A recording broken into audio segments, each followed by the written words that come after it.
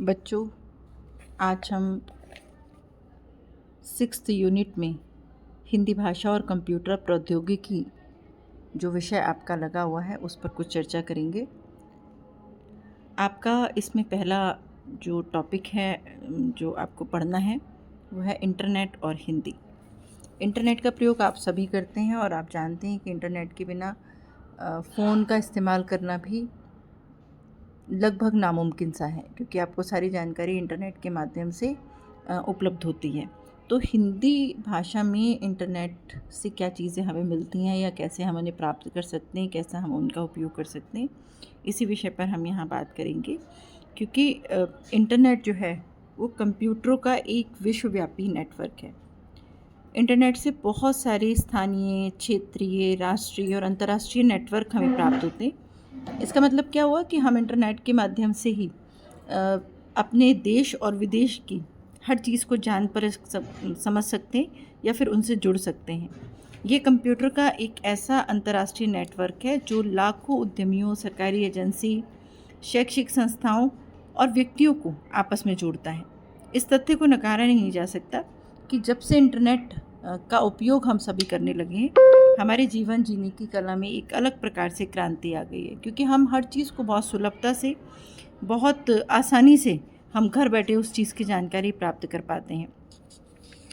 सूचना प्रौद्योगिकी हो, मनोरंजन हो, व्यवसाय हो या हम नौकरी की बात करें, सभी में इंटरनेट के माध्यम से हम चीज़ों को समझते हैं या अभिव्यक्त करते हैं। हम मेल करते हैं तभी भी हमें इंटरनेट की आवश्यकता होती है। हम कोई ऑनलाइन क्लास लेते हैं या इस तरह अगर मैं आपके ये वीडियो रिकॉर्डिंग करके आप तक भेजना चाहूँगी तो उसके लिए भी मुझे इंटरनेट की आवश्यकता होती है।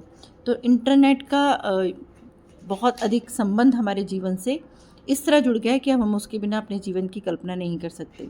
अब हमें ये जानना आवश्यक है कि नेटवर्क है क्या, उसका क्या अर्थ है।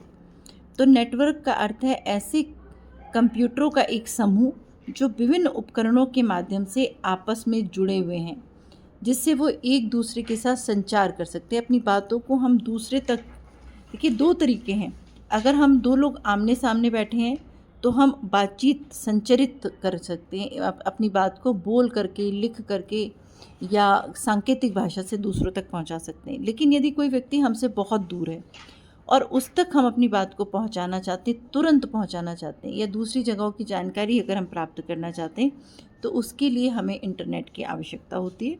उसके माध्यम से हर चीज़ हमको हमारे फ़ोन पे, लैपटॉप पे, कंप्यूटर पे उसके माध्यम से उपलब्ध हो जाती है। तो नेटवर्क जो है वो कई प्रकार से हम उसको समझ सकते हैं। इसको कंप्यूटर एक दूसरे को संचरित करने से, सूचनाओं को साझा करने का फिर एक माध्यम आपको समझ में आता है। किसी भी नेटवर्क को स्थापित करने के लिए प्रेषक, प्राप्तकर्ता, माध्यम और प्रोटोकॉल की आवश्यकता होती है। कहने का मतलब क्या, एक भेजने वाला, एक प्राप्त करने वाला, एक भेजने का तरीका और किस तरह भेजा जाए, उसके जो नीति नियम है, इन 4 चीज़ों की आवश्यकता होती है। तो वो क्या 4 चीज़ें हुई, मान लीजिए मैंने आपको कुछ रिकॉर्डिंग करके भेजा, तो मैं क्या हो गई, प्रेषक, मैंने आपको भेजा। प्राप्तकर्ता कौन हो गए, आप, क्योंकि वो आप तक पहुंचा। माध्यम क्या हुआ, ये इंटरनेट, फ़ोन और इंटरनेट का ये माध्यम हुआ जिसके माध्यम से आप तक वो बातें पहुंचाएं। एक प्रोटोकॉल होता है कि एक नीति नियम बने होते हैं कि किस तरह हम अपनी बात को दूसरों तक पहुंचाते हैं, तो इसके नियम को हम प्रोटोकॉल कहते हैं। सरल शब्दों में बहुत सारे कंप्यूटर से को आपस में जोड़ना ही कंप्यूटर नेटवर्किंग कहलाता है।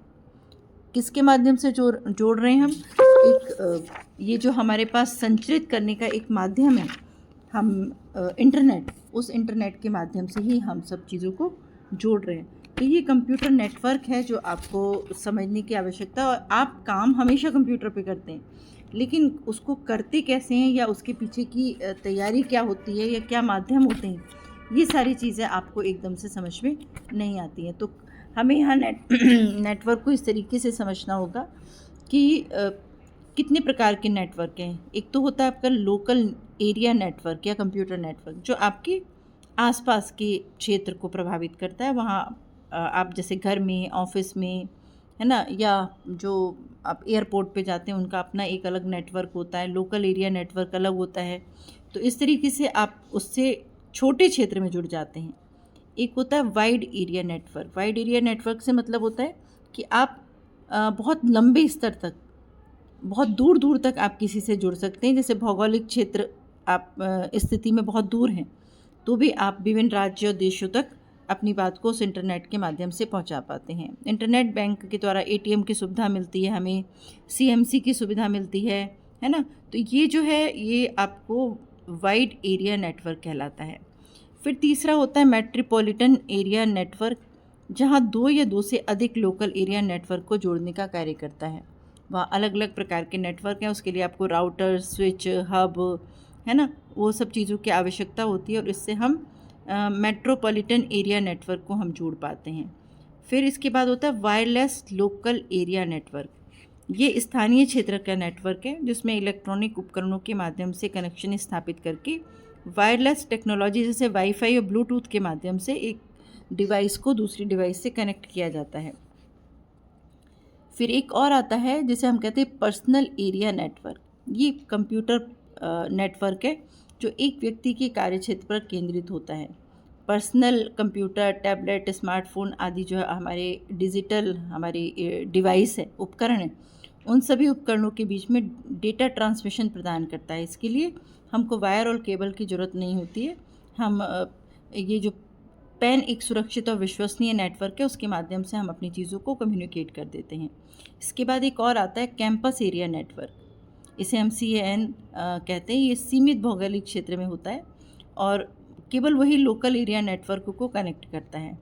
तो ये हमारे नेटवर्क के प्रकार हो गए। एक बार फिर से मैं आपको रिपीट कर देती हूँ। एक होता है लोकल एरिया नेटवर्क, दूसरा होता है वाइड एरिया नेटवर्क, तीसरा है मेट्रोपॉलिटन एरिया नेटवर्क, चौथा है wireless local area network, personal area network और कैंपस एरिया नेटवर्क। इतने तरीके के नेटवर्क आप लोगों को अपने आसपास देखने को मिलते होंगे या फिर आप उन्हीं के माध्यम से अपना काम करते हैं।